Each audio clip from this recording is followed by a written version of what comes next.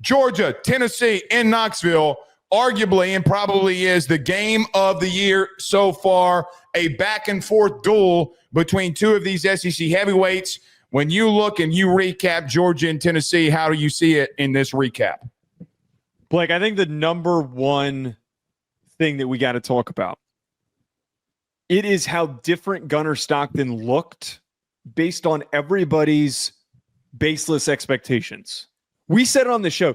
This is one of the games that I'm the most proud of how effectively we predicted it. We talked about how Joey Aguilar was going to play well, but he might have a mistake that costs them because he's going up against such a good secondary. And Gunnar Stockton's timidness and lack of willingness to throw beyond the sticks and to be aggressive in his decision-making was all for the fact that they played Marshall, they played Austin Peay, and Mike Bobo wasn't going to show everything against Marshall and Austin Peay. Lo and behold, the first throw of the game, you couldn't have set this up better. Mike Bobo did something right. This was one of the best called games by Mike Bobo, Blake, and I thought it worked perfectly with Gunnar Stockton and his skill set. He was aggressive on the first play after making it seem like the kid was afraid to attack downfield. They ran the ball effectively and in the right situations and actually moved the sticks consistently. Blake, I really think this, and we talked about this when Stockton took over for an injured Carson Beck. His play style is so much better for this team. His pocket awareness, some of the best, if not the best in college football. For a guy that's barely played, there are times on film I'm watching this dude, and he's not even looking at pressure coming at him. He just steps to the side, and he either escapes or he makes a throw. Or he just takes the hit and makes a good throw, which he did 3 or 4 times yesterday. Right. The pick that he throws, it's a Hail Mary shot. Remove it from the conversation. Don't want to see anyone comment that. That was actually Puglisi.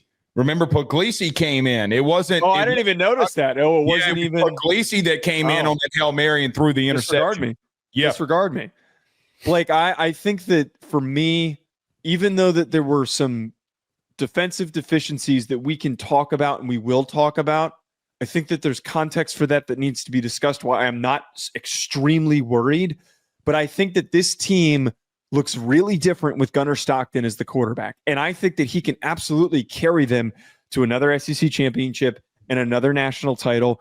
And there's no reason why this kid can't be talked about as a top quarterback in the SEC by the end of the season.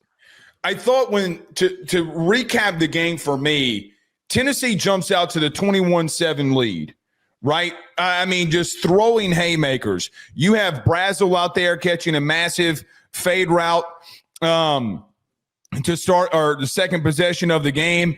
Just absolutely felt like it took the air out of Georgia after coming off a 3-and-out offensively. I know Georgia tied it after going 7 with a beautiful drive by Tennessee. But, Joe, Georgia absorbed a massive blow to start off the game going down 21-7. I mean, you got to give Tennessee and Hypo a lot of credit. They came out throwing outright haymakers. I thought in the beginning, Georgia, from a just overall play style defensively, seemed a little confused and rattled in the beginning, kind of like this game has already or been happening the last couple of years. But, Joe, here's the thing for me. After going down 21-7, in the second and third quarter, they would outscore Tennessee 20-7. Now, moving on along the season, some of those field goals that they had is going to have to convert into touchdowns in games in these types of situations. They took an early punch, but Kirby, after the first quarter, tells the sideline reporter, and I quote, "We are about to be very stubborn in running the football and playing our style of football." At the end of the beginning end of the first quarter, it was a 4th and 2, and they were down 21-7, and they ran a quick slant to Zachariah Branch. Hello. I mean, this kid, as much as everybody tried to write him off at Tennessee, hello. Joe, after that, they would go on a 20-0 run. And that, or 20-7 run, excuse me. Stockton making massive throws, them sticking with the run game, and him being involved in the run game. Chauncey Bowens getting some critical yards, Phillips getting some critical yards, Nate Frazier getting critical yards. They finally stuck to what they couldn't do and didn't do a season ago, which is sticking with the run game. The 4th and 2 then leads up in the second quarter for that bubble to Zachariah Branch that goes for a touchdown, and you're only down to score. I thought that the onions, and this is what I tweeted during the game, the onions that Kirby showed to go for it after they had it absorbed a massive punch by Tennessee, set the tone for the rest of the game. There were situations, too, that I want to point out here. When we go series by series after that, Joe, after that, they would force a punt to Tennessee. You would have an interception by Joey Aguilar, and then they would throw one of their own, the Hail Mary. They would force 5 straight punts or 2 interceptions to get themselves back into the game. You got to give Tennessee a lot of credit, too, because they battled. Joe, the thing about this was both heavyweights were swinging. And every time Georgia would get stops, so would Tennessee. That's why when they tried to separate, they got the touchdown on the first drive of the third quarter and made it 24-21. They kept forcing punts and interceptions. Tennessee held strong, which got them back in the lead when the Brazzle fade route into the end zone, his second of the day for the touchdown. I thought that both teams, quite frankly, showed that they could be a contender, quite honestly. But this was the part you brought up our preview of this. If you're going to be the man, you got to beat the man. And these are the types of games and the culture that Kirby has at Georgia that wins them so many games. Joe, I didn't feel like that they ever really completely got rattled. They just made adjustments, played their game, and they did what they had to do, and they forced overtime. I want to say this. I know that there were some talking points, too, about Tennessee playing conservative. You had a field goal at the end of the game to win it. You had a lot of chances to win this game. You got a strip sack on Gunner Stockton that could have won you the game if you're able to get it in the end zone. Georgia just kept in a what was one of the most hostile environments that college football can produce in Neyland. They just kept chipping away. And when the moment was the biggest, on the 4th and 6, the fade route to Humphreys, Gunnar Stockton showed America that they are a force to be reckoned with. So I pray all that to bring it up. You had 2 heavyweights fighting, and it was Gunnar Stockton that landed the final blow to end this thing. And I never thought Georgia was going to lose after that touchdown. Even when the field goal was being lined up, I'm like, this kid's going to miss it. You just knew that this was going to happen. It was an outright dogfight. And listen, I know there had to be a winner and loser. And I think we'll talk about this too. I think there's defensively things Georgia's got to correct. Things that Tennessee defensively has got to correct. But, man, what a hell of a game. Well, so I think that that's the biggest part for me is I don't think that this is one of those few games where you watch it and it's pretty clear, hey, both these teams are legitimate threats. Both these teams can get into the playoff. I think that it's been incredibly commendable that Heupel, despite all the distractions that they had in the offseason, this team's right back where they were last year. You know, they're stout up front defensively. They're down at corner, and they got exposed there. But I think that when McCoy comes back and they get a little bit more healthy in their secondary, they're going to improve just overall defensively. But the most important part, you got Aguilar playing out of his mind. You got this kid who had the 2 interceptions that were a little bit rough. I'm only going to give him one. The slant where the receiver fell.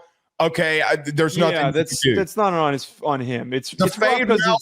The fade route though, where you're just throwing it up for grabs, that was reckless.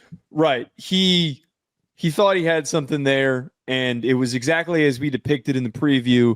He could play a great game, and we even said like we don't think he's going to have a meltdown game, but all it takes is one risky throw against a team that has historically had really heady, smart defensive backs that are going to turn a ball like that over. I mean, CJ Allen, who's very heads-up player, had multiple instances where he almost was able to turn the ball over because he just reacted so well. the rhythm that he got into early, I think, is reflective of the fact that he is the right quarterback for this team. I want to go back to, if I have time tonight, and re-listen to the segment that we did reacting to Aguilar deciding to go to Tennessee. And part of what we talked about is the gunslinger mentality would work better for Tennessee. It would work a lot better than the really scared decision-making of Nico. And I think that was proven right. He's going to have picks. He probably has a game this year where he'll have 3 interceptions. But I think that the way that he's willing to attack and just get the ball out makes Tennessee a lot more dangerous than they were last year. I think that Heupel has this team in tremendously good hands, and Tennessee fans shouldn't look at this game and think we're screwed. They should look at it as, we weren't supposed to get to the playoff. We weren't supposed to be an SEC championship contender, but maybe we have something here. Well, and there's 2 things I want to bring up. It's good to see, when we're talking about Tennessee, that they're getting vertical with Staley, they're getting vertical with Brazel, and they're starting to get vertical again. Again, he is going to push the ball down the field. That is going to win them some football games. There's 2 questions I would ask. One, I want to start off the positive with Georgia here. Joe, we talked about them in the beginning of the season. Can they get back to the run game? Joe, they had 199 net rushing yards without the kneel down, or without the team kneel down there. Joe, I got to be real with you. That's what ultimately won them the game, because they kept landing body blows. And by the end of it, I mean, when you go into overtime, you got the Frazier power 13 personnel power play to the left, and I thought it was over after that. The positive thing is, Joe, I do think that Georgia's found a little bit of a running game here, and they're going to be stubborn about it, and Stockton gives them a big ability in that run game.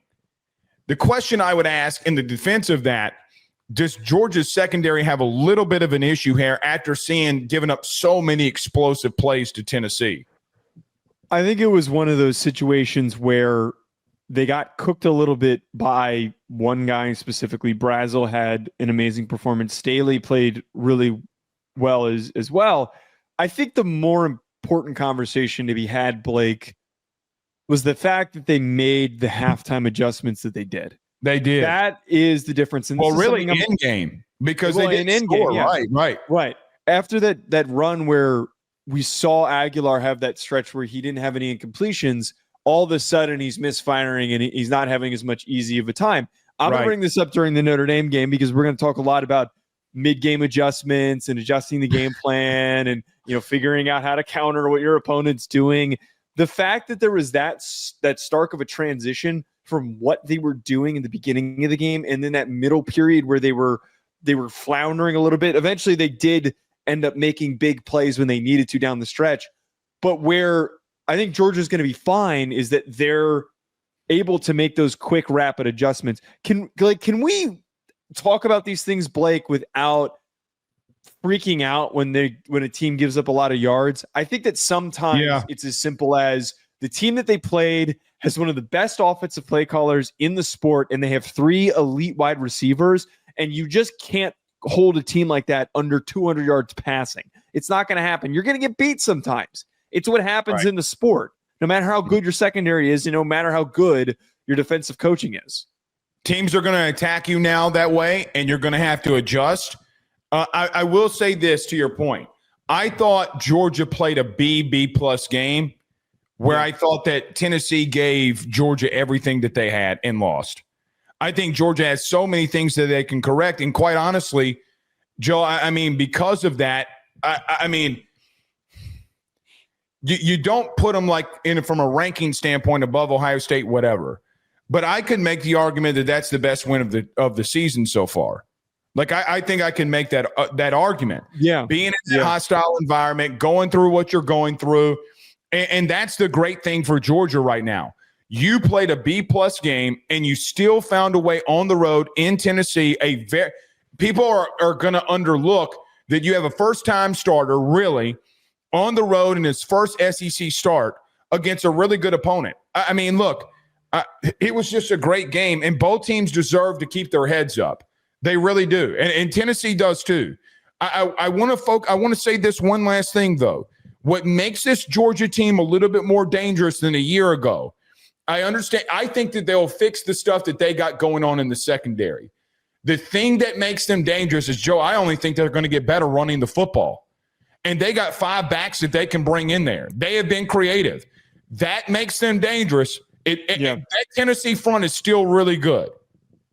Right. I think that that's where the recognition especially needs to be brought in, is it's not just the fact that they found rushing lanes when they needed to. And it was that pocket of time in the beginning of the second half where they just kept running the ball, and they churned and pushed their way down on that first drive of the second half. The fact that they were able to move the ball against that defensive line is impressive. That's still a really good defensive line. And I think the fact that they're so deep at running back makes them a really steady team to have to deal with. Most importantly, Gunnar Stockton is able to be a solid runner. There was that one play where it was I don't know if it was a QB power call or if it was a trap call where Stockton, it was a designed run and he ended up picking up like 10 yards. You know the play that I'm talking about? I'm not sure. That was one of the plays, Blake, where they don't need to give him a ton of carries because he's not like a ridiculous speedy athlete. He's not Haynes King. But the fact that he can also be incorporated when Carson Beck couldn't, I think is where this team becomes even more dangerous. Just overall, both teams. I mean, Joe, we had 14 points scored in less than 5 minutes, and we had 2 quarterbacks running QB power to score. Right. I mean, and when you can do that, that's dangerous. And again, I think that's what sets Georgia apart because of him too, Stockton too. McCray, if you got to get a yard, McCray, I'm just handing the ball to McCray. I didn't realize he only had 7 carries for 17 yards. I thought he had more than that. 2 DDs, man. That's all that matters. They're stacked at running back, and they deserve it. So a massive win for Georgia. Yep. And look, 2 weeks, you got Alabama coming into town.